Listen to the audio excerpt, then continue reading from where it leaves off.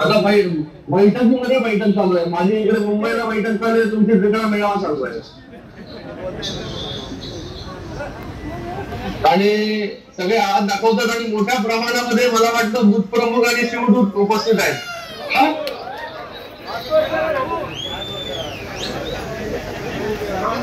सगळ्या माझ्या शिवसैनिकांना, सगळे पदाधिकारी असतील, कार्यकर्ते असतील, सगळ्यांना जय महाराष्ट्र आणि सगळ्यांचा धन्यवाद व्यक्त करतो.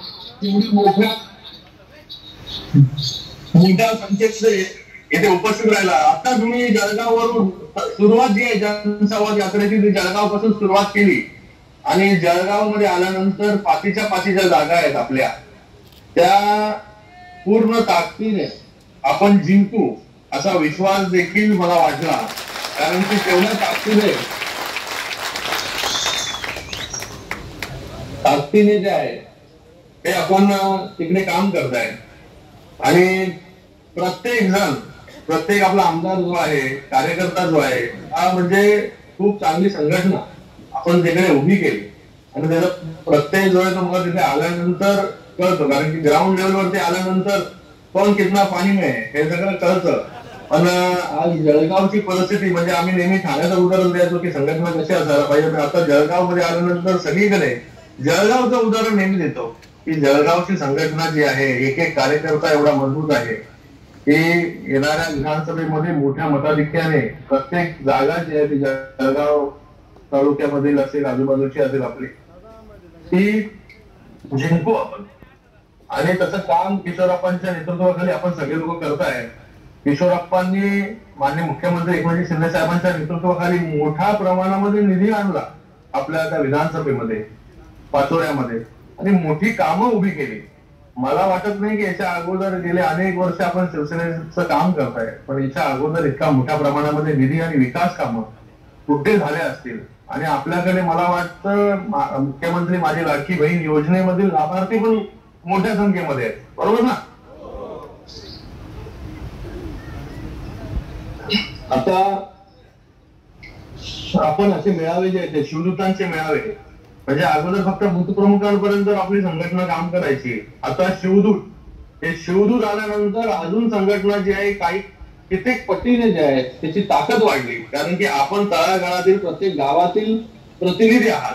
आपल्याला माहिती असतं की प्रत्येक गावामध्ये काय चालू आहे. आणि गेल्या 2 वर्षांमध्ये एवढे मोठे निर्णय माननीय मुख्यमंत्री महोदयांनी घेतले, माननीय आपले सगळे मंत्रिमंडळ असेल त्यांनी घेतले, आणि रेकॉर्ड तोड, बरोबर आहे ना, रेकॉर्ड तोड. याच्या अगोदर एवढे निर्णय झाले होते का? एवढा निधी आपल्यापर्यंत पोहोचला होता का कधी? आणि आता मुख्यमंत्री माझी लाडकी बहीण योजना, लेक लाडकी योजना, म्हणजे महिलांना सक्षम करा. तिथे महिला देखील मोठ्या प्रमाणात दिसत आहेत, आजी पण दिसत आहेत. सगळ्यांसाठी इथे 75 वर्षावरती वरील सगळ्या ज्येष्ठ नागरिकांना मोफत बस प्रवास केला आपण.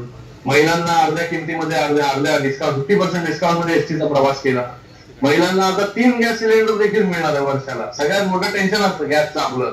6 गॅस सिलेंडर आपल्याला लागतात ना सरासरी. आता 3 ची जबाबदारी तर सरकारने घेतली आहे आणि बाकी जे आहे तुम्हाला दर महिन्याला 1500 रुपये तर देतच आहे. म्हणजे आता आपल्याला त्या 1500 रुपयामधून मोठ्या प्रमाणामध्ये आपल्या ट्युशनची फी असेल, वीज बिल असेल, त्याचबरोबर आपलं दवा असेल, या सगळ्या गोष्टीची जबाबदारी म्हणजे पूर्ण कुटुंबाची एकंदरीत जबाबदारी माननीय मुख्यमंत्री महोदयांनी आपल्या सरकारने घेतली. म्हणजे मुलगी जन्माला आली की त्याच्या अकाउंटमध्ये 5,000 रुपये, ती 18 वर्षाची होईपर्यंत 1,00,000 रुपये, लाडकी बहीण योजनेमधून दर महिन्याला 1500 रुपये. आणि मला वाटतं प्रत्येक घरात 2 तरी महिला असतात की ज्या लाभार्थी आहेत, म्हणजे एका घरामध्ये 3,000 रुपये. शेतकऱ्यांना जे आहे ते वीज बिल 7.5 SP पर्यंत फ्री करून टाकलं. ते वयोश्री योजनेमधून 3,000 रुपये. त्याचबरोबर युवा कार्य प्रशिक्षण योजनेचे काही लाभार्थी आपण शोधले तर त्यांना 6,000, 8,000, 10,000 रुपये. म्हणजे सगळ्या पूर्ण कुटुंबाची जबाबदारी एकंदरीत माननीय मुख्यमंत्र्यांनी आपल्या सरकारने घेतलेलं. असं कधी झालंय का महाराष्ट्रामध्ये? पहिल्यांदा.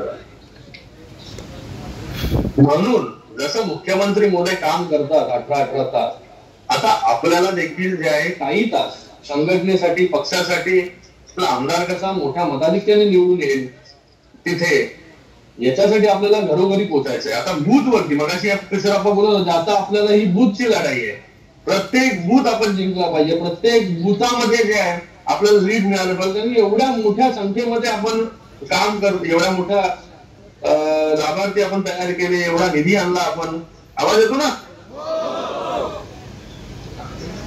तर आपण सगळ्यांनी बूथ वरती शिवदूतांनी प्रत्येकाचा नवीन मुख्यमंत्री माझी लाडकी बहीण कुटुंब भेट आपण सुरू केली.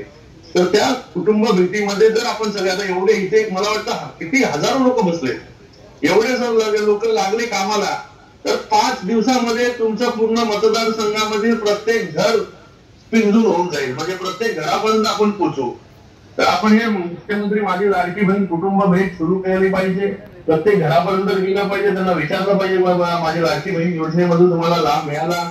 शेतकऱ्यांपर्यंत आपण पोहोचलं पाहिजे, वयोवृद्धांपर्यंत आपण पोहोचलं पाहिजे. कारण की आपण एवढ्या सगळ्या गोष्टी दिलेल्या आहेत लोकांना.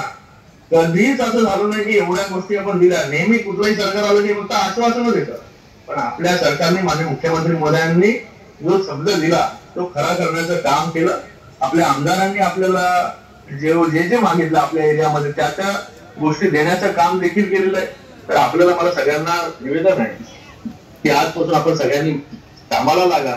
प्रत्येकाने 10 घरं जर रोज केली, 10 घरं करणं सोपं आहे का अवघड आहे? आता जेवढ्या जोरात सोपं आहे सगळ्यांनी म्हणाल ना, सगळ्यांनी उद्यापासून 10 घरं करायची. 10 घरं करायची. आपण जे केलेलं काम आहे शिवसेनेने, माझे मुख्यमंत्री मोदयांनी आणि त्याचबरोबर आपल्या आमदार साहेबांनी ते घरोघरी आपण पोहोचवलं पाहिजे. बघा प्रचार आपण करतो, डोर टू डोर करतो, पण आता हा देखील एक प्रचाराचाच भाग आहे.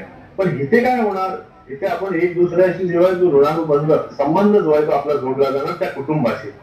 त्या कुटुंबाच्या काय आधी अडचणी आहेत, काय त्याला अजून गरज आहे, सरकार जर अजून कुठे मदत करू शकते, या सगळ्या गोष्टी जर आपण केल्या तर नेहमी तो कुटुंब, पूर्ण कुटुंब आपल्या बरोबर उभा राहील. म्हणून एवढे सगळे लोक एवढे उपस्थित आहेत. सगळ्यांनी आता उद्यापासून कामाला लागा. प्रत्येकाने बूथवरती आणि त्याचबरोबर घरोघरी पोहोचा, जेणेकरून किशोर अप्पा जे आहे मोठ्या मताधिक्याने जेवढं त्यांनी काम केलंय 2 वर्षांमध्ये, कोणच करू शकत नाही एवढी कामं गेल्या 2 वर्षांमध्ये केली. कोणच एवढं पहिल्यांदा एवढा मुख्यमंत्री भेटला की तो 18 तास काम करतो. तर आपल्याला पुन्हा जर त्याची ताकद वाढवायची असेल, महायुतीचं सरकार पाहिजे, तर आपण सगळ्यांनी पुन्हा कामाला लागा, जोरात कामाला लागा. सगळ्यांनी घरोघरी भेटी द्या, एवढंच आपल्याला सांगतो. आणि पुन्हा एवढ्या मोठ्या संख्येमध्ये उपस्थित राहिला त्याबद्दल आपले सगळ्यांचे खूप खूप धन्यवाद. जय हिंद, जय महाराष्ट्र.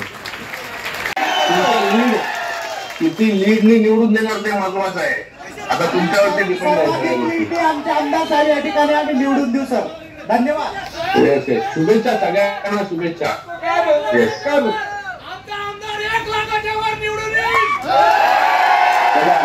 शुभेच्छा, अभिनंदन. जरा जोरात काम करा. 1.5 महिना राहिलाय, 1.5 महिन्यामध्ये पूर्णपणे ताकद लावून टाका. चला, धन्यवाद. सर्वांनी मोबाईलचे स्टॉल दाखवून साहेबांना धन्यवाद सर, धन्यवाद. आपण इतक्या व्यस्त कार्यक्रमामध्ये आमच्या तमाम शिवसैनिकांना या ठिकाणी वेळात वेळ काढून आम्हाला मार्गदर्शन केलं, आमच्याशी संवाद साधला, त्याबद्दल मी माझ्या मतदारसंघातल्या तमाम शिवसैनिकांच्या वतीने आपले आणि मुख्यमंत्री महोदयांचे मनापासून आभार मानतो. आणि या तमाम शिवसैनिकांच्या वतीने आपल्याला आश्वासित करतो की आपल्या राज्याचे मुख्यमंत्री, आमचे सगळ्यांचे मुख्य नेते एकनाथजी शिंदे साहेबांचे हात बळकट करण्यासाठी या शिवसैनिकांच्या आशीर्वादावर हा किशोर अप्पा तुम्हाला 100% आमदार म्हणून दिसेल अशी ग्वाही देतो. देऊ का? जय हिंद, जय महाराष्ट्र. साहेब थँक्यू. शुभेच्छा, शुभेच्छा, शुभेच्छा तुम्हाला. धन्यवाद, धन्यवाद. धन्यवाद.